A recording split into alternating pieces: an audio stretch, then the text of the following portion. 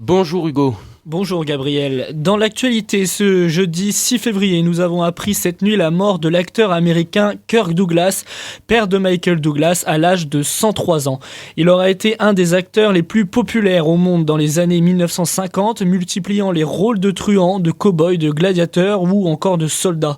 Considéré comme l'une des dernières légendes d'Hollywood, il obtiendra en 1996 la reconnaissance de ses pairs en se voyant attribuer un Oscar d'honneur pour, je cite, 50 ans de force créatrice et morale dans la communauté cinématographique. Dans l'info toujours, aux États-Unis, Donald Trump et Nancy Pelosi continuent de se mépriser. En effet, Gabriel, nous avons assisté à une véritable passe d'armes publique entre la présidente démocrate de la Chambre des représentants et le président des États-Unis. Ce dernier a commencé par rompre le protocole en ne serrant pas la main de sa meilleure ennemie. Nancy Pelosi lui a bien rendu en déchirant le discours du chef de l'État, tandis que les élus républicains l'applaudissaient. Donald Trump a été hier acquitté par le Sénat au terme de son procès en destitution. Accusé par les démocrates d'avoir essayé de forcer l'Ukraine à salir son opposant démocrate Joe Biden, il a finalement été déclaré non coupable des chefs d'accusation d'abus de pouvoir et d'entrave à la bonne marche du Congrès. L'issue de ce procès ne faisait pas vraiment de doute. Le candidat républicain à la Maison-Blanche, Mitt Romney, a décidé de voter pour la destitution de Trump, un premier cas important de dissidence qui vient faire de l'ombre à cette victoire du président face aux démocrates. Enfin, toujours outre-Atlantique, les résultats définitifs de la primaire démocrate dans le caucus de l'Iowa commencent à se profiler. 96% des bureaux ont été dépouillés et Pete Buttigieg est toujours en tête d'une courte avance sur Bernie Sanders. Elizabeth Warren arrive en 3e position, tandis que l'ancien vice-président Joe Biden s'effondre en 4e position à quasiment 10 points de Pete Buttigieg.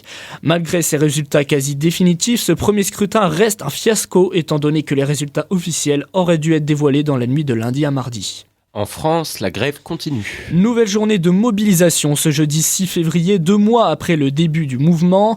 L'intersyndicale appelle à interpeller les parlementaires alors que le projet de loi est actuellement examiné en commission à l'Assemblée nationale. Le défi est grand pour les syndicats alors que la mobilisation s'essouffle chaque jour.